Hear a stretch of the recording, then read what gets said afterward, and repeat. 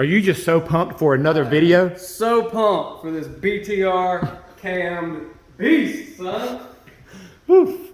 So, this is the 06 GTO that we did the BTR 4 version 2 PDS. Yeah. I think this is specific to the positive displacement blowers, am I right? It is. Okay. Here she is, 229, 250 something. Can't know that. Can't know everything. Yeah, you can't give them all the secrets. 116 and a half. It's a good camshaft. It works good. So this one is the one, of course, we had on the channel last week or the week before. No changes. No changes. But Camshaft. the cam. And look, like this was the first car we had on this dyno. Like way back. 2 years ago. Videos, it's way back. Yeah. Right. So, and at that time it was LS9 cam in it, 402. Just to recap a little bit, if you didn't catch the other two videos, 402. We didn't do this one. Already had the blower on it. It has a ATI damper at the bottom, but it's still a 7/800, so stock size lower on an LSA. And it has the, what size upper is it? 245? 245 upper. I think, of course, it's in the exact wrong spot. So Yeah, I think it's a 245. I'll confirm that, but I saw it earlier. I think it was a 245. Unported stop, like the brick hasn't been reinforced, which we're Don't recommend that. Yeah. So this is a bone stock LSA with a pulley. That's it. And then we just added the cam. And caveat, this camshaft is not that it won't work. It is not designed for this exact application. It really wants airflow. It wants a ported blower, a ported snout, something big. A lot of boost. Which when we get to the boost numbers over here, That's right. you'll see what we mean by that. I mean, it's However, he wanted to grow into it. He wanted something because he does have plans to upgrade the blower later on. So that's the good thing about what we saw with this cam. In a minute, you'll see, like, he wanted the most cam that he could get, that he could grow into when he ports it. You know, goes more aggressive with the pulley, probably a bigger intake. We're only on a 4-inch now, bigger throttle body. You know, all that needs to be opened up on an LSA. Yeah, we know this inlet But restricted. the good news is these dyno numbers will show that even on a bone stock car, this cam is not too big as long as you have enough converter or tuning and fuel to make it work. Yep. So It was super happy. Let's get to the numbers on this thing. Baseline.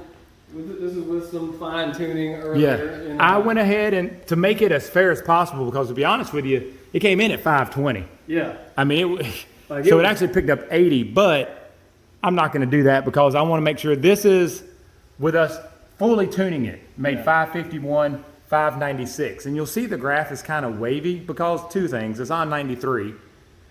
And two, with how much boost it was making, it just didn't like a lot of timing. It didn't like timing because it had a stock LS9 camshaft and we were seeing 10.5 at peak. 10.5, almost 11, I think, every now and then. Almost 11, and it just would not take timing. When you see the wavy lines like that, a lot of times it's a timing deprived motor. However, you can't keep adding if it won't take it. If we would have put the 85 in there and things like that, we would have made more numbers. But we did dyno it before with the 85, and it made 570. 570, 2. 598. Like, it was almost the same torque, about 20 more horsepower. Yeah, I think it was like 570 on the 85 before. So this second set, the blue, is still 93, and just the BTR 4 cam. It picked up 50 horsepower, and surprisingly enough, it even picked up 12 foot-pounds of torque, that's what really surprised me. I did not think it was going to pick up any torque. At peak. We always point out, this box doesn't win races. Correct. However, it picked up 50 at peak, and if you look down here, this blue line, like, you're making 516, 515 compared to 600. Compared to basically 600. So yeah, you're 85. Yeah, so at 6,500 RPM, you gained 85 horsepower. Yeah, the stock cam had already started to fall off. It just wasn't flowing in the air. If you look at these other two lines, with the BTR 4 version 2, you can tell it wants to keep pulling. It wants to keep flowing. If you give this thing more air, some port work, it's really going to take off because it never stopped making power. No, In fact, the E85 pool is making max power pretty much where we let off. We let off about 7, and it maxed at 6,900. And what happened to the boost number? Oh, that's the other thing we're going to talk about before I get to the 85 numbers is it lost like 2.5 pounds. We're only seeing about 8.5. 8.5 pounds with this camshaft. So what that means is you can get much more aggressive with timing.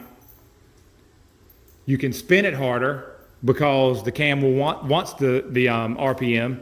So it's going to be much faster everywhere. Yep. And the timing is easier to place in there. You don't have to be as on the ragged edge because the cam just this cam allowed us to put a lot more timing in there, but and also the lower boost numbers. So, and it picked up from 8.5 to 10.5. So this is on about, I'd say, an average of 2 pounds less boost. 2 pounds less boost, more power. And point out, there is no torque loss.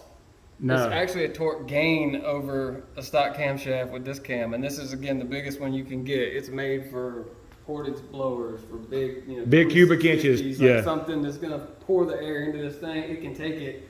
And that just proves how much more efficient the camshaft made the motor. Yeah. Because there's not the back pressure. You don't have the restriction. It's getting everything out. That 250 number, like, it's keeping that exhaust valve open. It's getting that stuff out. Oh, for sure. Getting new stuff in. And that just proves, hey, now it's ready for a pulley and some port work. And, we really see a lot more power. It'd make well into the 700s if you had the blower to support it. This is, like we said, is on 8 pounds of boost, and on E85 it made 640, pretty much 647 and 636. Also, for just your knowledge, you can tell that the line is nice and steady and it's not dying off at all.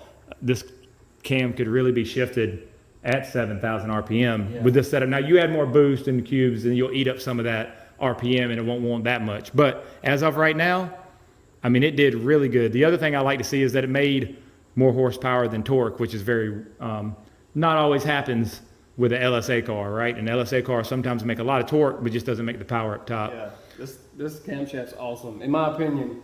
Yeah, it worked good. If you didn't have long-term goals, if you were just trying to I would go with one of their other smaller offerings. But if you're going anything big build, you're not going to lose. You can't lose. I would probably say add a little bit of converter, but besides that, you can't really lose with this cam. It chops nice. We'll get an auto video. We'll get an auto video on this one. Starts up good and makes good power. And just because we haven't done it in a while, hit them with that standard number. Oh, that standard. Yep. Standard's always good for 2%. And that's why you always get it at the shops when you get to. Don't use standard is because SAE numbers typically are more real world. In other words, when we go to the track with what we make on the SAE tune, it matches up a little bit better with that. The standard's a little bit inflated, but here it is. You get both. So 561, 611, and 659.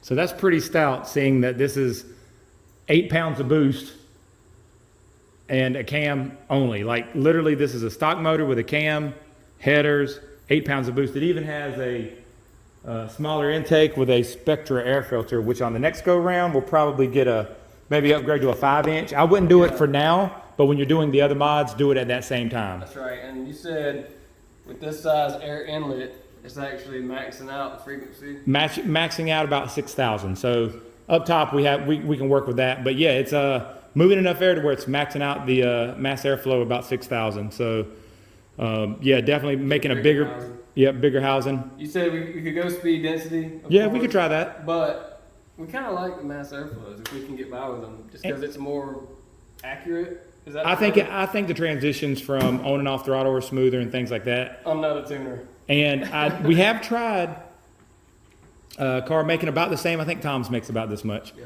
And we pulled the air filter off. We did a wide open. Yeah, you had the little video, with the little what's that little Super Mario guy? That was pretty good. That was a good one. Yeah, you really thought about that. But that was speed density made no difference in power. So. Yeah. So will we try it again? Sure. Because data is power, and the more power we can make and the more data we get, the better we're going to be able to make up every combination that we need for anybody's needs. For sure. So anyways, I call this a win. Yeah, for sure. I call it a big win. It's a win for BTR on that camshaft. Awesome camshaft. And it idles awesome. You'll get some auto videos. We'll do some auto videos. And up top, Dusty, what did it pick up top? Let me do that. Oh, we did say that, didn't we? It was about 100 and Yeah, I mean, if you want to go from... Oh yeah, 85. So if you go from E85, which I know is not fair. Yeah, it's... But 130. Yeah, so it picked up top, near 100 horsepower. Yeah, that's nasty. So anyways, I appreciate it, guys. Until next time, of course, we'll be back with more content. We are getting Dusty's car piece by piece. He's got a nice pile of parts over there for the G8. And we're going to go with a different kind of boost on that one. We're going back to the Pro Charger. And he's going to got some little tricks and things we're going to do that we haven't done on any in the past. Yep. To see if we can't make some big numbers on that one. So until next time, thanks again.